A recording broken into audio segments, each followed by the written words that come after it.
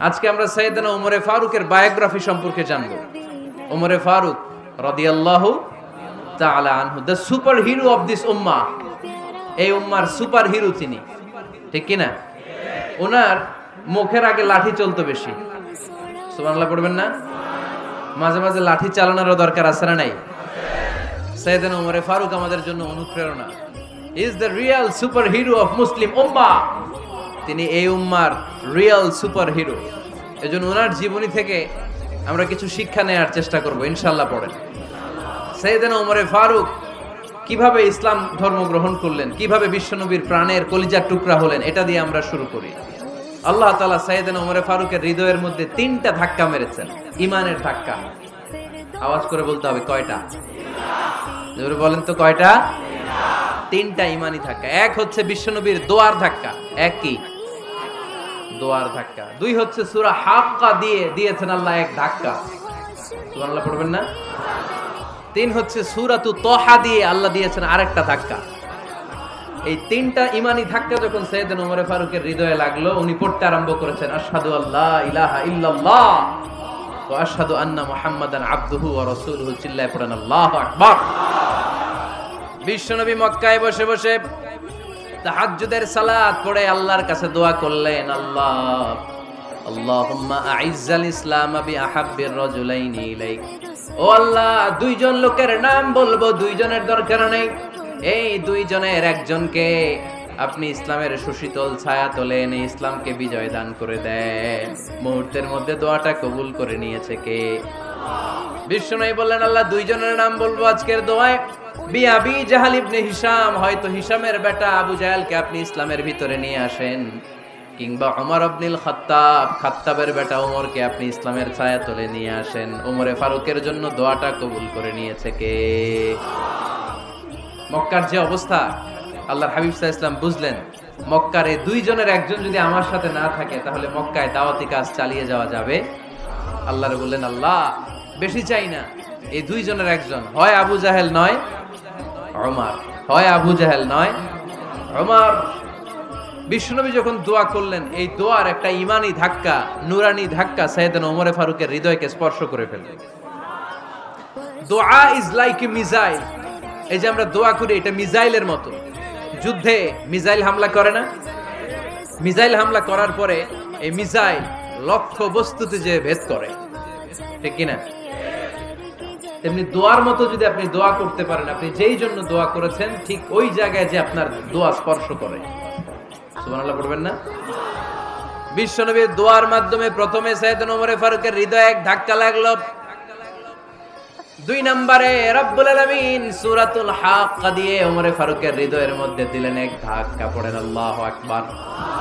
কোরআনের ভেতরে সূরাতুল হাক্কা নামে একটা সূরা আছে না নাই? আল হাক্কাতু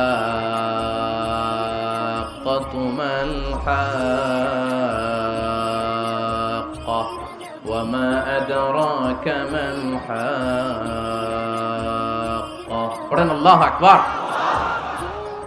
বিশ্বনবী যখন দোয়া করলেন, ওই দোয়া যখন সাইয়েদনা ওমরে ফারুকের হৃদয়ে স্পর্শ করলো, সাইয়েদনা ওমরে ফারুক সব সময় বিশ্বনবীরে ফলো করতে আরম্ভ করলেন। বিশ্বনবী ডানে গেলে লুকিয়ে লুকিয়ে ওমর ফারুক ডানে যায়, বিশ্বনবী বায়ে গেলে লুকিয়ে লুকিয়ে ওমরে ফারুক বায়ে যায়।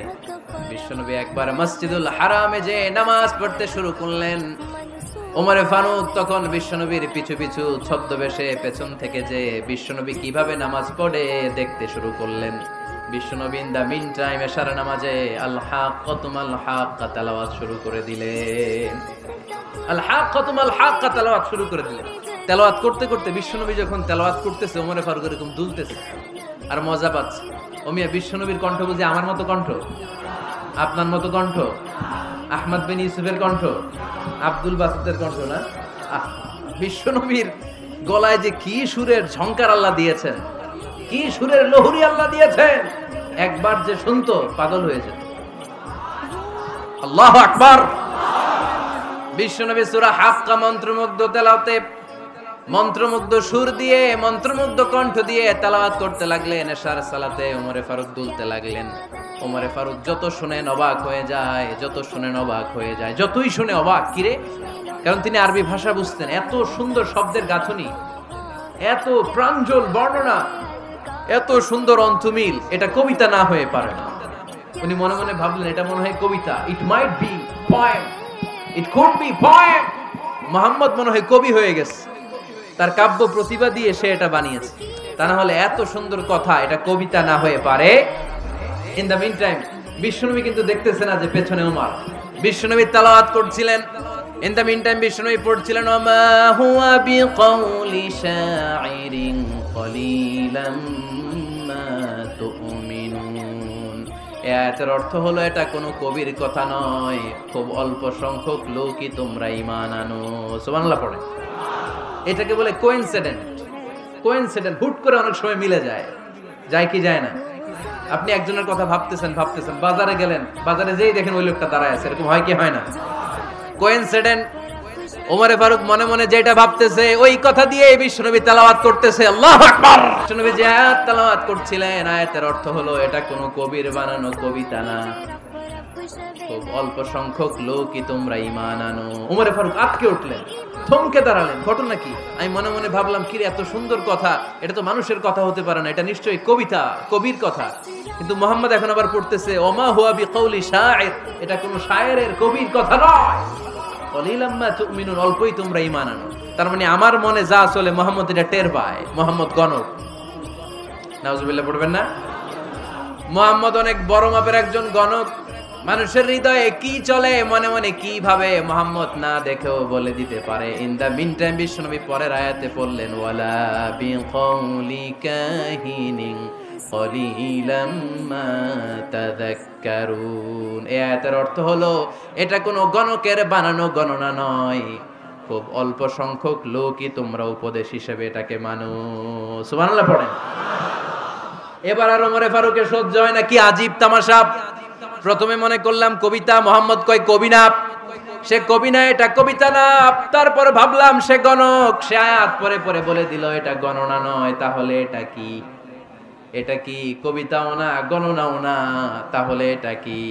বিশ্বনবী তখন বললেন তানজিলুম মির রাব্বিল আলামিন। সুবহানাল্লাহ পড়েন। ওমরে ফারুক গোসল করে আসলেন, কারণ ধাক্কা তো আগে কয়েকটা খাইছে, কথা বুঝেন নাই বোধহয়। প্রথমে দোয়ার ধাক্কা, পরে কোন সূরা দিয়ে ধাক্কা? হাক্কা দিয়ে ধাক্কা। 3 নম্বরে এখন আরেকটা ধাক্কা খাবে। গোসল করে আসলেন। ফাতেমা বিনতে খাত্তাব বললেন গোসল যখন করে এসেছেন এই নেন। ওমরে ফারুক এবার চামড়ার কাপড়ের মধ্যে সূরা তহার প্রথম আয়াতের দিকে নজর করলেন। নজর করেই কোরআনের প্রেমে পড়ে গেলেন। পড়েন সুবহানাল্লাহ। ওমর ফারুক পড়তে আরম্ভ করলেন তাহা মা আনজালনা আলাইকাল কুরআনা লিতাশকা ইল্লা তাযকিরাতাল লিমান ইয়াখশা তানজিলাম মিম্মান খালাকাল আরদা ওয়াস সামাওয়াতিল উলা। সুবহানাল্লাহ পড়েন। উনি পড়তে আরম্ভ করলেন তাহা মা আনজালনা আলাইকাল কুরআনা লিতাশকা, এই কোরআনকে আমি তোমাদের হতভাগ্য জাতি হিসেবে দুনিয়ায় থাকার জন্য পাঠাই নাই।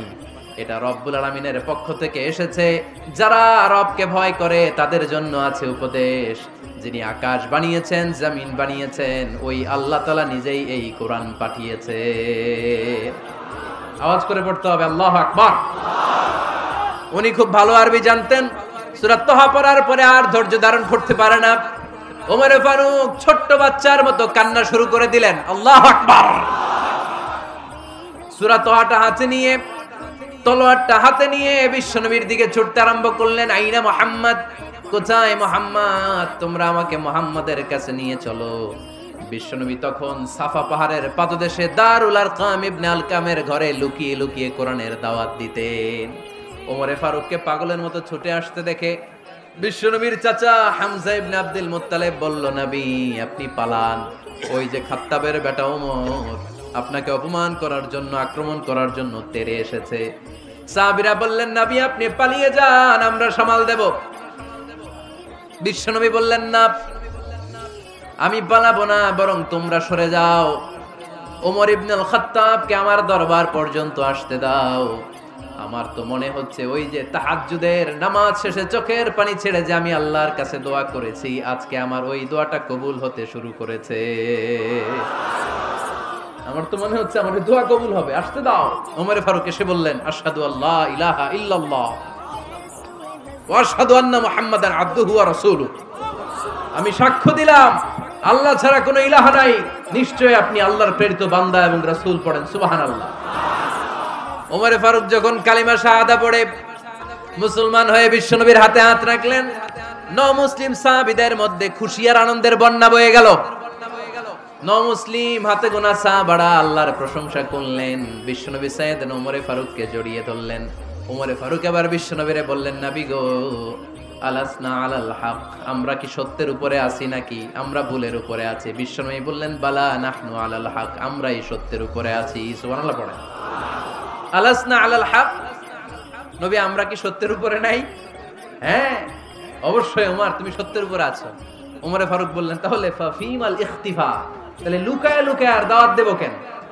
আমি তো কালিমা পড়ে ফেলছি, আসেন আমার সাথে বের হই। ফাফিমাল ইখতিফা, আর লুকায় লুকায় কেন? আসেন আমরা বাইরে বের হই। বিশ্বনবী বললেন, ওমর এটা মাক্কি জীবন, এখানে আমরা একটু গোপনে গোপনে দাওয়াত দিতে চাই। ওমরে ফারুক বলে, না, আমার দায়িত্ব, আমি একটা মিছিল দিতে চাই নবী। আল্লাহর নামের তাকবীর দিতে দিতে দারুল আরকাম থেকে শুরু করে মসজিদুল হারাম পর্যন্ত একটা মিছিল দিয়ে আমি মক্কা কাঁপাইয়া দেব। অনুমতি দেন। বিশ্বনবী দিতে চায় না। ওমর ফারুক অনেক বুঝানোর পরে স্বল্প পরিসরের একটা অনুমোদন পাওয়া গেল বিশ্বনবী সাল্লাল্লাহু আলাইহি ওয়াসাল্লামের কাছ থেকে। কিন্তু মিছিল যে দিবে, মিছিলের জন্য লোকের দরকার আছে না নাই? এখানে লোক নাই, আমি একাই মিছিল দিতেছি। এটা জমবে, মিছিল জমবে। খুঁজে উনি 11 জন মুসলিম সাহাবা পেলেন। কয়জন? ওমরে ফারুক বললেন, 11 জনই সই। এই 11 জন নিয়েই আমি আল্লাহর নামের তাকবীর দেব। 2 লাইন করলেন। কয় লাইন? 2 লাইন। পেছনে 6 জন, আর এই লাইনের নেতা বানালেন বিশ্বনবীর চাচা হামজাকে রাদিয়াল্লাহু তাআলা আনহু। আর সামনে 5 জন, তার আগে দাঁড়ালেন উনি নিজেই। তাহলে 6 6 12। বললেন, এই 2 লাইনই আমরা তাকবীর দিতে দিতে, বেশি না, এই দারুল আরকামের ঘর থেকে, আপনারা জানেন যে সাফা মারওয়া এখন যে সাই হয়, এই সাফার পাদদেশে ছিল দারুল আরকামের ঘর। উনি বললেন, এখান থেকে ওই যে কাবার গিলাফ দেখা যায়, কাবার গিলাফ পর্যন্ত আমরা এই তাকবীর নিয়ে ওখানে যাব। সুবহানাল্লাহ পড়বেন না? ওখানে উনি দাঁড়িয়ে ছোট্ট একটা ভাষণ দিয়েছিলেন। উনি বলেছিলেন, মান আরাদা আন তাসকুলা উম্মু ওয়া ইয়াতামা ওয়ালাদু ওয়া তারমিলা যাওজাতুহু ফালিয়াসুদ্দানি। খেয়াল করে শুনেন, কান দুইটা খরগোশের কানের মতো খাড়া করেন। উনি এক বাক্যের একটা ভাষণ দিলেন। ভাষণ দিতে জানলে বড় ভাষণ দেয়া লাগে না। এক বাক্যের ভাষণ দিয়ে গোটা বিশ্বকে ঝাঁকুনি মারা যায়। চিল্লায় বলো ঠিক কিনা? ওমর ফারুক এক বাক্যের একটা ছোট্ট ভাষণ দিলেন। মান আরাদা আন তাসকুলা উম্মু, কে আছো মায়ের এই মক্কায়, কে আছো মায়ের বুক খালি করতে চাও? ইয়াতামা ওয়ালাদু, কে আছো বাচ্চাগুলারে, নিজের সন্তানগুলোরে ইয়াতিম বানাতে চাও? কে আছো তারমিলা যাওজাতুহু, নিজের স্ত্রীকে বিধবা বানাতে চাও? ফালিয়া সুদ্দানি, বুকের পাটা থাকলে আমি ওমর রে থামাও। ফালিয়া সুদ্দানি, দেখি মক্কায় কার এত বড় বুকের পাটা। কে আছো মায়ের বুক খালি করতে চাও, সন্তান রে এতিম বানাতে চাও, স্ত্রীকে বিধবা বানাতে চাও? ফালিয়া সুদ্দানি, পারলে আমারে ঠেকাও। এই বলে উনি আল্লাহু আকবার, আল্লাহু আকবার, আল্লাহু আকবার বলে স্লোগান শুরু করে দিলেন। এক এক স্লোগানে মক্কার মরুজমিন থারথার করে কাঁপতে আরম্ভ করল। এই মিছিল মক্কার কেউ দেয় নাই। মিছিলের আওয়াজ শুনে আবু জাহেল বাইরিস, উতবা বাইরিস, শাইবা, ওয়ালিদ ইবনে মুগিরা সব বের হয়েছে। কিরে, আমার এলাকায় এত বড় স্লোগান, কার এত সাহস? বের হয়ে দেখে মিছিলের সামনে ওমর। ওমর রে দেখে দিছে এক দৌড়।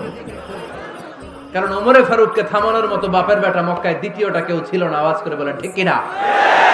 ওমরে ফারুক আল্লাহু আকবার, আল্লাহু আকবার বলে স্লোগান দিতে দিতে মসজিদুল হারামের ভেতরে ঢুকে গেল। কাবার গিলাফ ধরার পরে সেদিন মিছিল থেমেছে। ওই আল্লাহর নামের স্লোগান সেদিন কেউ থামাতে পারে নাই, কিয়ামত পর্যন্ত কেউ থামাতে পারবে না। চিল্লায় বলো ঠিক কিনা?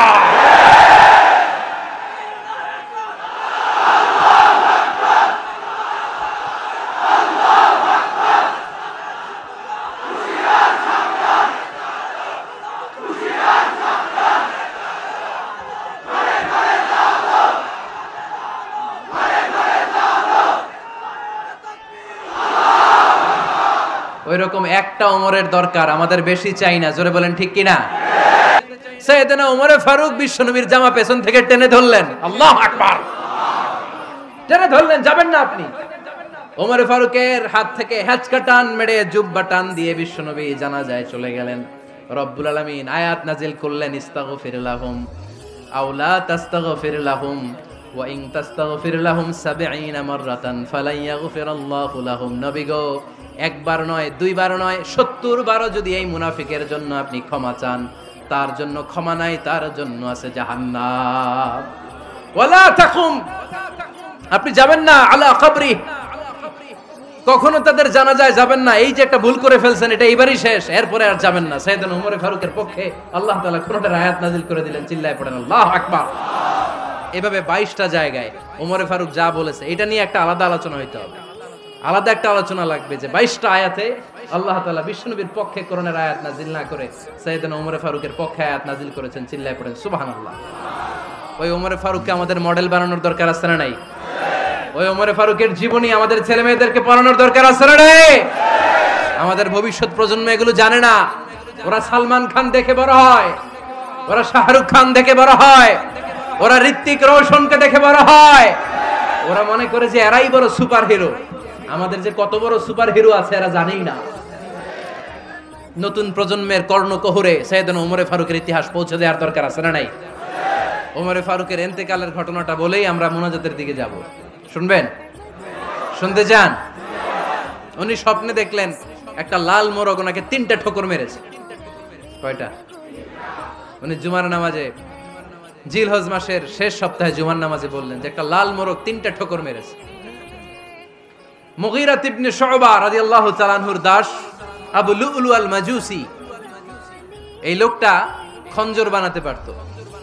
মুগীরা রাদিয়াল্লাহু তাআলা আনহুর দাস। মুগীরা প্রতিদিন 4 দিরহাম করে চার্জ করত, যেহেতু দাস।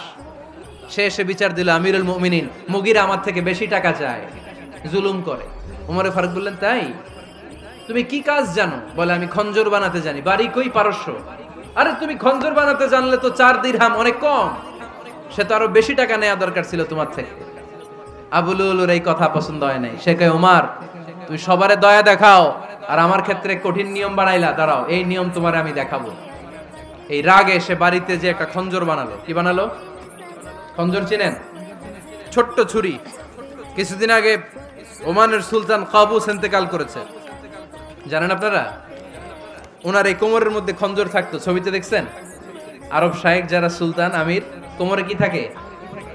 ছোরা থাকে, খঞ্জর। সে বাসায় যে একটা খঞ্জর বানালো, যেই খঞ্জরের 2 মাথা, লাহু রাসান ওয়া মাকবাদাতুহু ফি ওয়াসাতি, আর ধরার হ্যান্ডেলটা মাঝখানে, এদিকেও ছুরি এদিকেও ছুরি, যাতে এইভাবে মারা যায়। সে ধার দিতে লাগলো আর বলল, ওমর দাঁড়াও, তোমারে আমি দেখাবো। ওমর ফারুক মসজিদে নববীর ইমাম, ফজরের নামাজের সময় এ আবু লুলু আল মাজুসি বুরনুস পরে, চাদর পরে, লুকিয়ে লুকিয়ে, সে অগ্নি উপাসক, মুমিন নয়। ওমর ফারুক অ্যাটাক করার জন্য গেলেন মসজিদে নববীতে। ওয়াকানু ইউসাল্লুনা বিগালাস, তখন ওনারা অন্ধকারে নামাজ পড়তো। নামাজের সময় যখন হলো, লুকিয়ে লুকিয়ে প্রথম কাতারে ওমর ফারুকের পিছনে মুয়াজ্জিনের পাশেই দাঁড়ালেন, হাতে খঞ্জর।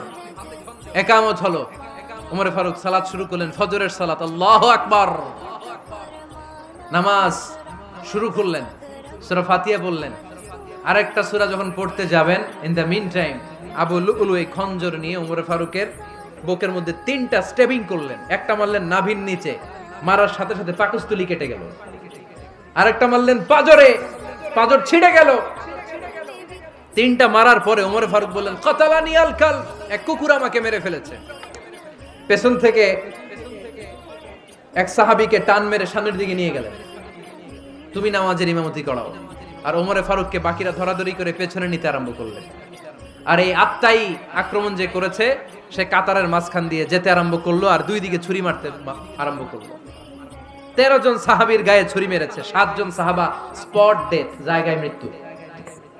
এই ভয়ঙ্কর অবস্থা দেখে এক সাহাবী বুরনুস, এক ধরনের জুব্বা আছে মাথাওয়ালা, অনেকে জ্যাকেট পরছেন না এরকম মাথাওয়ালা, লম্বা জুব্বা আছে, আরবরা শীতে পরে মাথাওয়ালা, এই মাথাওয়ালা জুব্বা বের করে এক সাহাবী জালের মতো তার দিকে উড়ায় মারল। ওই বুরনুসের মধ্যে পেঁচিয়ে আবু লুলু মাটিতে পড়ে গেল আর সুইসাইড করে ফেললো, নিজের বুকে নিজে মেরে আত্মহত্যা। যেই সাহাবীকে ইমামতির জন্য দাঁড় করালেন, উনি ছোট্ট সূরা দিয়ে প্রথম রাকাতে সূরা আল কাউসার, দ্বিতীয় রাকাতে সূরাতুল ইখলাস দিয়ে নামাজ শেষ। ওমরে ফারুক বেহুশ। ওমরে ফারুক কি বেহুশ। সবাই কান্নাকাটি করতেছে, সবাই দেখতে গেলেন, এখন হুঁশ ফিরে না। মুখের মধ্যে মুখ খুলে রাষ্ট্রের চিকিৎসক মুখের মধ্যে দুধ দিলেন, ওই নাভি দিয়ে দুধ বের হয়ে যায়, পাকস্থলী কেটে ওখান দিয়ে দুধ বের হয়ে যাচ্ছে। তারা বললো ওনারে বাঁচানো সম্ভব না, দেখেন হুঁশ ফিরে কিনা। হুঁশ ফিরলে ওনার পরে কে আমির হবে, উনি যেন প্যানেল ঠিক করে দিয়ে যায়। সবাই তাকিয়েছে ওমরে ফারুকের চোখের দিকে। আল্লাহর মেহেরবানিতে ঘন্টা খানিক পরে উনি চোখ খুললেন। চোখ খোলার পরেই বলেন নাই ও মা আমি মরে যাই। চোখ খোলার পরে উনি বলেন নাই কে মারলো আমারে। চোখ খোলার পরে উনি বলেন নাই আমার পরে নেতা কে হবে। চোখ খোলার পরে সর্বপ্রথম কথাটি ছিল আসল্লান নাস, আমার নেতৃত্বে যে ফজরের নামাজটা শুরু হয়েছিল এটাকে ঠিকমতো তোরা পড়েছিলি? আমার নেতৃত্বে যে ফজরের জামাত শুরু হয়েছিল সেটা ঠিকঠাক মতো সমাপ্ত হয়েছিল কিনা আগে বল।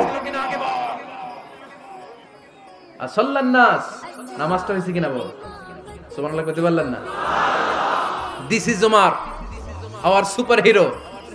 নেতা অনেকগুলো লাগে না, এরকম নেতা একটাই যথেষ্ট যে গোটা বিশ্বকে কাঁপায় দিতে পারে। চিল্লায় বলো ঠিক কিনা? আমরা চাই আমাদের ছেলেগুলো ওমরে ফারুকের মতো বড় হোক। আমরা চাই আমাদের ছেলে মেয়েগুলো খাব্বাব, খুবাইব, সাইয়েদনা আলী, উসমান, আবু বকর রাদিয়াল্লাহু তাআলা আনহুর অনুসরণে বড় হোক, ঠিক কিনা? আমরা একটা ওমর চাই যিনি আমাদেরকে সালাতের শিক্ষা দিয়ে গিয়েছেন, ইন্তেকালের আগে বলেছেন সাল্লান নাস। এজন্য আমরা যেন নামাজ কখনো নষ্ট না করি। আল্লাহর জমিনে দ্বীন বাস্তবায়নে আসাদ্দুহুম ফি আমরিল্লাহি ওমর। ওমর রাদিয়াল্লাহু তাআলা আনহুর মতো এত কঠোর কেউ ছিলেন না। তাই দ্বীন বাস্তবায়নে আমরা যেন কাউরে ছাড় না দেই। সবার আগে আল্লাহর দ্বীন, সবার আগে আল্লাহর কোরআন, সবার আগে আমার ইসলাম, ঠিক কিনা? চাইলেই কেউ এদেশ থেকে ইসলামরে মিটাই দিতে পারবে না। যে দেশে আল্লাহু আকবার ধ্বনির সাথে সাথে সূর্য উঠে যায়, আল্লাহু আকবার ধ্বনির সাথে সাথে সূর্য ডুবে যায়, সে দেশে আর কিছু থাকবে না থাক আমার ইসলাম থাকবেই, আর কিছু থাকবে না থাক আমার কোরআন থাকবেই। সে ইসলামের সাথে থাকতে রাজি আছেন তো? কোরআনের সাথে থাকতে রাজি আছেন তো?